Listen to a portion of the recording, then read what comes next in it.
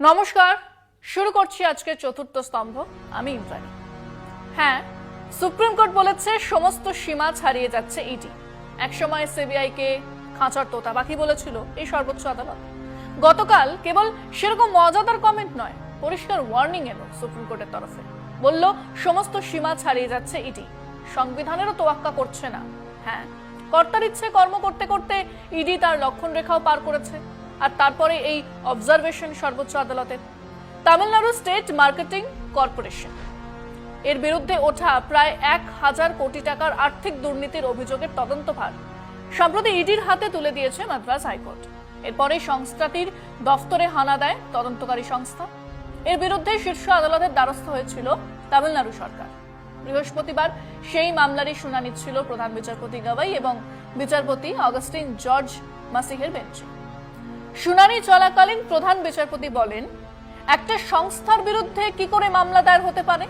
কোনো ব্যক্তির বিরুদ্ধে মামলা দায়ের হওয়া উচিত ছিল, একটা সংস্থার বিরুদ্ধে ফৌজদারি মামলা। আপনাদের ইডি সমস্ত সীমা ছাড়াচ্ছে। শুধু তাই নয়, ইডির তদন্তেও স্থগিতাদেশ দিয়েছে শীর্ষ আদালত। কেন তামিলনাড়ু? কেন? কারণ তামিলনাড়ুর ডিএমকে সরকার মোদিজির কথা শুনছেন না, তাই তো? ঠিক সেই কারণে মধ্যপ্রদেশে ব্যাপক কেলেঙ্কারির কথা চেপে যাওয়া হলো। পশ্চিমবাংলা চাকরি দুর্নীতি নিয়ে ইডি সক্রিয়। ঠিক সেই কারণেই অজিত পাওয়ার বা ছগন ভুজবল বা প্রফুল্ল প্যাটেলের বিরুদ্ধে প্রধানমন্ত্রীর নিজের তোলা অভিযোগ ইডি সিবিআইয়ের খাতা থেকে মুছে গেল যখন তারা মোদিজির সঙ্গে হাত মেলালো। হিমন্ত বিশ্ব শর্মার নারদার তদন্ত বন্ধ করে ইডি সিবিআইয়ের আপাতত টার্গেট অভিষেক বন্দ্যোপাধ্যায়। চারিদিকে এক লুটমার চলছে। ইডি সিবিআইয়ের লক্ষ্য কেবল বিরোধী দলের নেতা কর্মী বা সমর্থকেরা। সংসদে দেওয়া তথ্য থেকে জানা গেল 2015 থেকে আজ অব্দি 38 জন শিল্পপতি দেশ থেকে পালিয়েছেন, সঙ্গে নিয়ে গেছেন কোটি কোটি টাকা। তাদের অনেকের ছবি মোদিজির সঙ্গে আছে। তাদের অনেকেই মোদিজি প্রকাশ্যে মেহুল ভাই বলে সম্বোধন করেছেন। তাদের অনেকেই ওনার পূর্ব পরিচিত এবং আমাদের মনে আছে, মিত্র ক্ষমতা পেলে সব কটাকে দেশে ফেরাবো, তাদের সুইস ব্যাংকের টাকা দেশে ফেরাবো। তাই 38 জনের কজন দেশে ফিরেছেন? কেবল পাঞ্জাব ন্যাশনাল ব্যাংকের 14,000 কোটি টাকা মেরে বিদেশে পালিয়েছে নীরব মোদি, মোদিজির মেহুল ভাই। বিজয় মালিয়া তো শুরুতেই, এবং ওই ওয়াদা যা দেশের চৌকিদার প্রত্যেক জনসভায় করেছিলেন, ক্যা হুয়া তেরা ওয়াদা, वो कसम वो इरादा, গজনী বনে গেছেন, মুখে রা নেই। কই বলেছি নাকি? তাই কবে? শিশু ভোলানাথ। ফিরছি পরের আলোচনা একটা বিরতির পর, সঙ্গে থাকুন। বিজয় মালিয়া বিভিন্ন ব্যাংক থেকে 9,000 কোটি টাকা ঋণ নিয়ে শোধ না করে কেটে পড়েছে। নীরব মোদি, তার বউ অমি মোদি, ভাই নেশাল মোদি আর কাকা আমাদের নরেন্দ্র ভাই দামোদর দাস মোদিজির মেহুল ভাই মেহুল চোকসি, এরা মিলে 12,636 কোটি টাকার জোট চুরি করেছে পাঞ্জাব ন্যাশনাল ব্যাংকের সঙ্গে। যতীন মেহতা, উইনসাম ডায়মন্ডের মালিক, 7,000 কোটি টাকার ঘাপলা। আইপিএল এ ললিত মোদি 125 কোটি টাকার ঘাপলা। স্টার্লিং বায়োটেক লিমিটেডের 2 ডিরেক্টর চেতন জয়ন্তিলাল সান্দেসারা আর নিতিন জয়ন্তিলাল সান্দেসারা 5,000 কোটি টাকার জোট চুরি করেছে। আশিস জওয়ান পুত্র এবিসি কটস্পিন প্রাইভেট লিমিটেডের 770 কোটি, হিরে ব্যবসায়ী রীতিশ জৈন 1500 কোটি, সুরেন্দ্র সিং, অঙ্গদ সিং আর Sahib Singh Oriental Bank of Commerce থেকে 390 কোটি তুলে ধাঁ। সঞ্জয় ভান্ডারী 150 কোটি টাকা ট্যাক্স না দিয়ে পগার পার।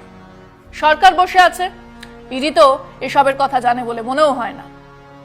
ওদিকে নীরব মোদীকে লন্ডনের রাস্তায় দেখা গেল 10,000 পাউন্ডের জ্যাকেট পরে ঘুরতে। 2015-র ওয়াদা চকিদার তো ভুলেই মেরে দিয়েছেন, আমরা বলিনি। সারা ভারতের দিকে একবার তাকিয়ে দেখুন।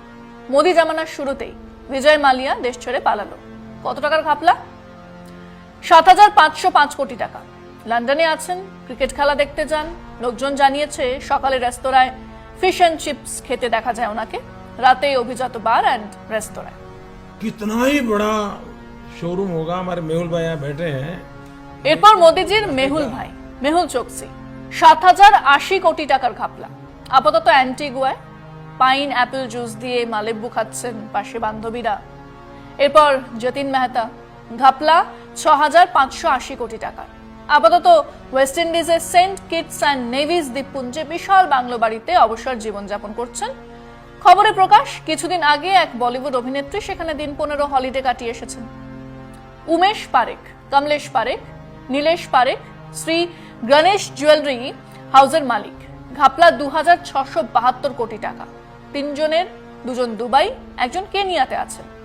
বুঝতেই পারছেন বহাল তবিয়াতে আছেন। ললিত মোদি, আইপিএল খ্যাত এই মোদিজির ঘাপলা 1700 কোটি টাকার। বিজেপি নেত্রী সুষমা স্বরাজ বিদেশমন্ত্রী থাকাকালীন ইনি পাসপোর্ট বার করে বিদেশে চলে যান। তারপর থেকে ইউনাইটেড কিংডমেই থাকেন, বেড়াতে যান মালদ্বীপ, সুইজারল্যান্ড। কে আটকাচ্ছে?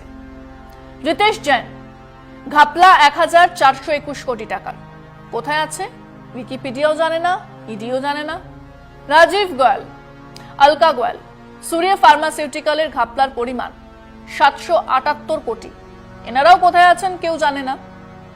আশিস জোবান পুত্র, 770 কোটি টাকার তছরূপ, লুকিয়ে আছেন কোথায় কেউ জানে না। কিন্তু দেশে নেই এটা সবাই জানে। ইডি এনাদের কথা জানে না। মাঝে মধ্যে খবর হয় এই নীরব মোদি ফেরত এলো, এই বিজয় মালিয়া ফেরত এলো। ছোটরা না খেলে মা ঠাকুমা পিসিরা বলেন খেয়ে নে, না হলে মামদভূত আসবে, পুলিশ আসবে, সেরকম একটা কিছু। দেশে আছেন, জেলে আছেন, বেলে আছেন, বা কিছুদিনের মধ্যেই বেল পাবেন, সেরকম কিছু মহারথীদের দেখা যাক। এবিজে শিপইয়ার্ডের মালিক ঋষি আগরওয়াল, সান্তানা মুথুস্বামী, অশ্বিনী কুমার। তছরূপের পরিমাণ 22,842 কোটি টাকা। হ্যাঁ, ঠিকই শুনছেন, 22,842 কোটি টাকা। গুজরাটের দহেজ আর সুরাটের এই কোম্পানি ব্যবসা। 2012 থেকে ঘাপলা চলছে। সিবিআই চার্জশিট দিয়েছে এই 2022 ফেব্রুয়ারিতে। 28টা ব্যাংকের টাকা তছরূপ করা অভিযোগ এনাদের বিরুদ্ধে। না, এরা কেউ জেলে নেই, বাইরেই আছেন। আইসিআইসিআই ভিডিওকন মামলা, 1875 কোটি টাকা তছরূপের অভিযোগ চন্দ্রা কোচর ও তার স্বামী দীপক কোচরের বিরুদ্ধে। দুজনেই জেল হেফাজতে ছিলেন, এখন জামিনে আছেন। ইয়েস ব্যাংক ডিএইচএফএল মামলা, 2203 কোটি টাকা তছরূপের অভিযোগ। অভিযুক্ত ইয়েস ব্যাংকের সিইও রানা কাপুরের বিরুদ্ধে। এই মামলায় তিনি জামিন পেয়ে গেছেন। অন্য একটা মামলা ঝুলে আছে, সেটাতে জামিন পেলেই ফ্ল্যামবয়েন্ট রানা কাপুরকে আবার মুম্বাইয়ের নৈশ পার্টিতে দেখা যাবে। ইডির কোনো কথাবার্তা আছে এই বিষয়ে? ওপর থেকে অর্ডার নেই, ওনারা তো কর্তার ইচ্ছেতে কর্ম। আমেরিকার ফিনান্সিয়াল ক্রাইম এনফোর্সমেন্ট নেটওয়ার্ক, সংক্ষেপে ফিনসেন, জানিয়েছে ঠিক এই মুহূর্তে ভারতের 44টা ব্যাংকের প্রায় 2000 লেনদেন সন্দেহজনক, যার পরিমাণ $1 বিলিয়ন। 7,943 কোটি টাকার লেনদেন সন্দেহজনক।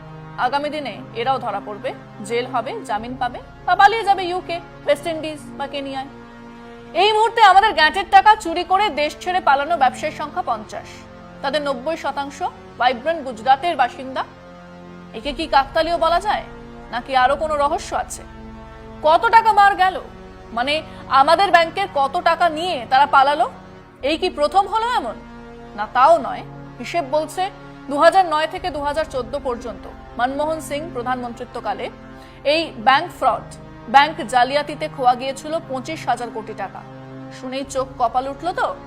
সত্যি তো, 25,000 কোটি টাকা কম নয়। কিন্তু তারপর এক ফকির চায়ওয়ালা আমাদের দেশের মাথায় বসলেন। 2015 থেকে 2018 পর্যন্ত এই জালিয়াতির পরিমাণ বেড়ে দাঁড়ালো 1,32,000 কোটি টাকায়। 2019-2021 যখন দেশ করোনাকালে ঢুকে পড়েছে, ব্যবসা বন্ধ, পরিযায়ী শ্রমিকরা মাইলের পর মাইল হাঁটছেন, চাকরি চলে যাচ্ছে, মাইনে ছাঁটাই হচ্ছে, তখন চুরি হলো 3,90,490 কোটি টাকা। কেবল চৌকিদার যখন পাহারায়, তখন ব্যাংক জালিয়াতির পরিমাণ 5,43,000 কোটি টাকা। কারা নিল, কিভাবে নিল, তারা কোথায়, তাদের ধরার জন্য কি করা হচ্ছে, কত টাকা আদায় করা হলো বা কত টাকা আদায় করা যাবে, এই নিয়ে চৌকিদার সংসদে একটা কথাও বলেছেন না? বলেননি। তিনি ফেডারেলিজম নিয়ে ব্যাখ্যা দিচ্ছেন, অশিক্ষিত, অসত্য ব্যাখ্যা। কিন্তু এটাও হিমবাহের চূড়া মাত্র, টিপ অফ দ্য আইসবার্গ। কারণ চুরি করে পালিয়ে যাওয়া, ব্যাংক জালিয়াতি কেবল সমস্যা নয়, সমস্যা আরো গভীরে। আচ্ছা, ব্যাংক চলে কিভাবে? আমার আপনার পয়সা ব্যাংকে জমা হয়, সেই টাকা ঋণ দেওয়া হয়, তার বিনিময়ে যে সুদ আসে সেটাই ব্যাংকের রোজগার। ব্যাংক কাদের ঋণ দেয়? গাড়ি কেনার জন্য, ঋণ নেওয়া হলে মধ্যবিত্তদের তার শোধ দিতেই হয়।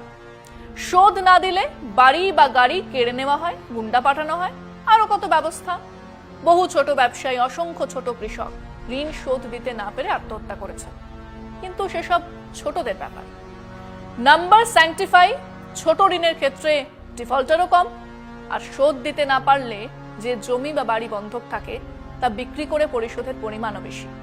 কিন্তু বড় ঋণ, 500, 1000, 5000 লক্ষ কোটি টাকার ঋণ, তার থেকে পাওয়া সুদই আসলে ব্যাংকের আয়ের মূল সোর্স। আর সেখানেই আসল ঘাপলা, সেখানেই লুট চলছে, চৌকিদারের দেখরেখেই চলছে সেই লুটমার।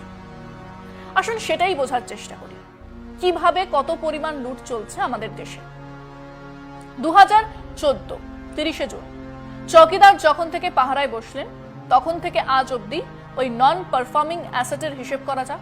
স্টেট ব্যাংক অফ ইন্ডিয়ায় 2014 30শে জুন নন পারফর্মিং অ্যাসেট ছিল 74,482 কোটি টাকা।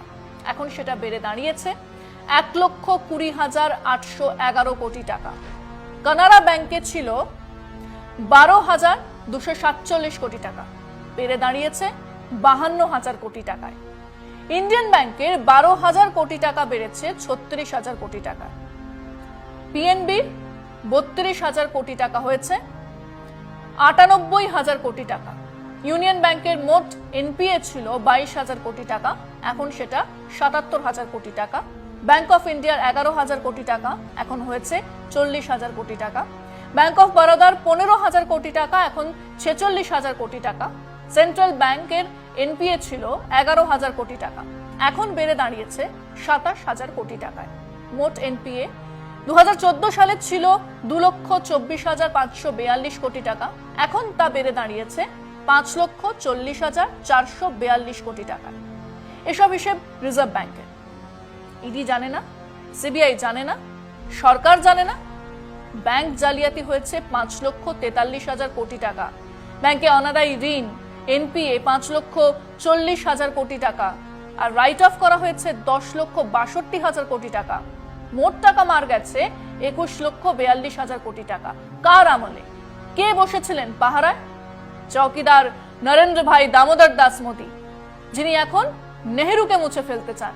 দেশের সেই চৌকিদারের আমলে লুটমার চলছে।